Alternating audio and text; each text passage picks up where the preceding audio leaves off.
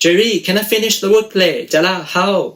Will that one not tomorrow? 哎呦 tell you already 啊 Monday 又听无了 See啦 Now on day already 啦。嘿嘿嘿，我是 Jerry， 欢迎回到我的频道。在2019年，我透过公司内部轮调转调到了位于新加坡的亚太运营总部。这集我们来谈谈看亚洲四小龙的新加坡。大家对于新加坡的第一印象可能是，就像疯狂亚洲富豪一样，每天过着纸醉金迷的生活。或者是像小孩不笨里面演的一样，从小师长们就特别注重小孩子的竞争力。哇，你要死啊！从 EM 读到 EM 去呀！这次我要带给大家8个大家对于新加坡常见的迷思，以及8个你所不知道的有趣的事情。8大迷思呢，我会在这一集上集来给大家做讲解，下集呢，我就会给大家分享你所不知道的一些趣事。想要增广见闻、提升国际观的各位朋友们，请一定要看到最后哦。新加坡的经济自由开放，在2020年更超越了蝉联25年的香港，成为了经济自由指数第1，在法治、监管效率、政府规模、开放市场都是非常成熟的。之前那支 Google 面试流程的影片呢，我也提到，许多跨国企业都会把新加坡作为亚太总部，这也是因为新加坡有极具竞争力的税率跟税法。跨国企业来这边设立总部呢，他们就会享有成本、多元人才，还有交通地利的优势。许多外国人来新加坡工作，就像我的同事有来自这些地方。不只是因为新加坡这个地方薪水高，大学毕业平均薪水约当台币8万元，又能磨练自己的国际观跟竞争力，也照应于新加坡政府长期以来对外籍劳动力的市场开放，所以到新加坡工作并没有想象中的那么难哦。我之后也会再做一集专门谈新加坡的工作经验，每个国家都有值得欣赏跟学习的地方。以下我整理出几点迷思跟趣事，有些虽然会让你很压抑，但这同时呢，也透露着新加坡的独特的治理模式跟文化，可能也是因为这些，所以才能让这个国家那么繁荣吧。就让我们开始吧。第一次来我频道的朋友们，我这个系列主要会分享我在欧洲、中国大陆、新加坡还有美国的海漂经验。喜欢这类型主题的，别忘记订阅我的频道哦。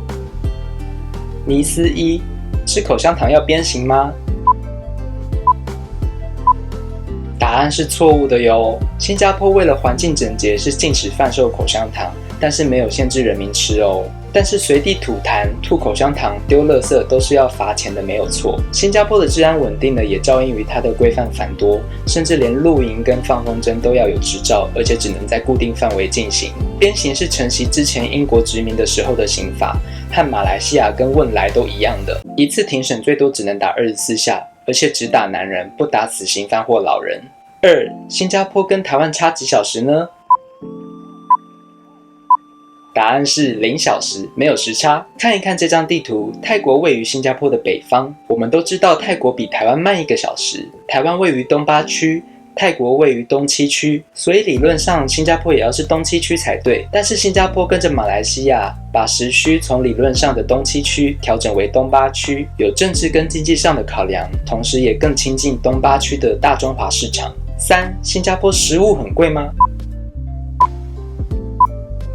答案是还好，只有大概 1.5 倍而已。前面提到新加坡大学毕业新鲜人的平均起薪是8万元，台湾大概是3万元，大约是 2.5 倍。那大家会不会也觉得生活成本也自然而然应该要是 2.5 倍呢？拿麦当劳来做比喻，如果台湾一个套餐要110元，那新加坡大概是170元，大概是 1.5 倍而已。新加坡一般住宅的附近有一些美食街或者是小贩中心 Hawker Center， 是政府新建的室外开放式饮食集中地，物美价廉，品类繁多，以东南亚的熟食饮品为主，价格甚至不会贵到哪里去。一份3菜1主食的便当大概台币100元有找，还有我当时最爱吃的斑斓巧克力松饼，每天都要吃。4. 为何新加坡的男生24岁才大学毕业呢？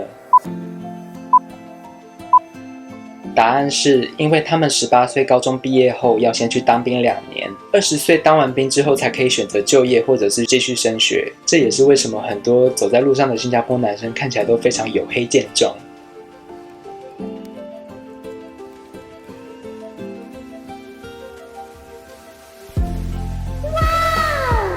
题外话，也因为这样，新加坡的适婚男子呢，平均都与小自己2岁的女生结婚，因为大学毕业的平均年纪就已经彼此差2岁了。5. 新加坡很多人姓 TAN， 但中文到底是姓什么？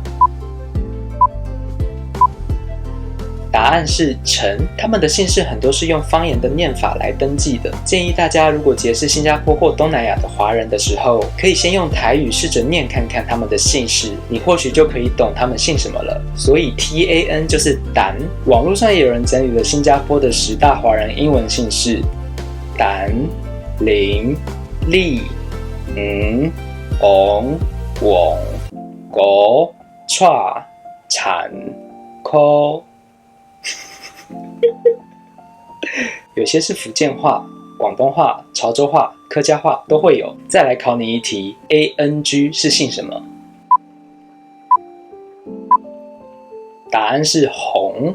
昂休假掐贼。我记得2015年的时候，当时去比利时交换学生，认识了一个香港女生，加了 Facebook， 发现她的姓氏是 NG。我心想，这不是整人吗？怎么会有人姓 NG 呢？是多不想让人家知道她姓什么。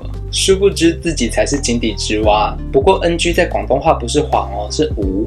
小姐你好。再来一题更难的有奖征答来啦！今年我们公司新来的一个同事，他姓 PNG， 请问他姓什么？6. 新加坡都是华人吗？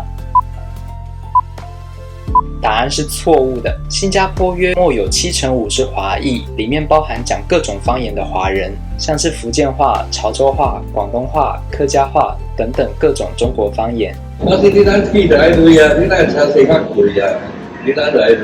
13% 是马来裔，有9% 是印度裔，最后3.2% 是欧亚裔或其他混血。7. 新加坡的公共假日比台湾多吗？答案是错误的。摊开新加坡跟台湾的公共假日来比较，新加坡有11天，台湾有12天，台湾还比较多。8. 新加坡的国语是英文。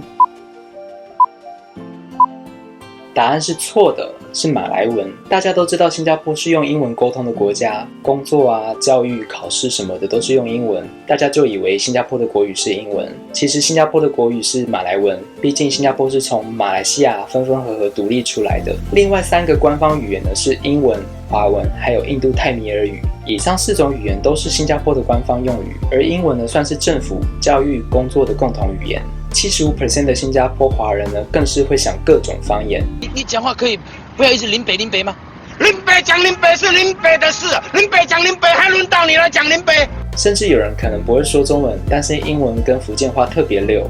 记得那时候刚刚到新加坡没多久，听到一个朋友抱怨他老板靠谱，我就觉得好好笑。So tired, he always 靠谱啊！我就惊呆了，为什么你们也会讲台湾会讲的一些脏话？我笑到翻过去了。除了刚刚提到的公共假日，在生活的方方面面也可以体会到多元种族的共融。像是捷运就有4种的官方语言的广播跟标示，机场的公共厕所里面也总是会有一间特别大间，会有独立喷头，而且地板总是湿的，主要是给穆斯林或者是印度裔使用的。因为他们上厕所不用卫生纸，甚至国家元首发表的讲话也可以体会到多元种族的共融。在2020年疫情大爆发的时候，新加坡总理李显龙多次出来针对 COVID-19 的阻断政策发表公开讲话。当时的他用某一种语言讲完之后喝了口水，他马上就可以切换到另外一个语言继续讲。Staying at home, complying with the restrictions. Sudah masuk 2 minggu kita menjalani langkah pemutus rantaian jangkitan. 今天我想再次和各位说明，冠状病毒疾病在新加坡的传播趋势。讲了英文、马来文跟华文3种不同的语言版本，网络上甚至有揶揄的梗图，说李显龙的神奇水，想说哪国话就说哪国话。看到这边，透过厘清这些新加坡的迷思或者是你不知道的事，相信大家对新加坡这个国家已经有初步的了解。之后我也会做一支影片聚焦在我在新加坡的工作经验。今天先到这边，下一集影片我会讲8个你不知道的新加坡的有趣的事情。有兴趣的朋友请别忘记订阅我的频道并开启小铃铛哦。喜欢这部影片的话，请帮我按赞、留言、加分享。如果知道刚刚的问题的答案的话，也请帮我留言分享哦。我们下次再见啦，拜拜。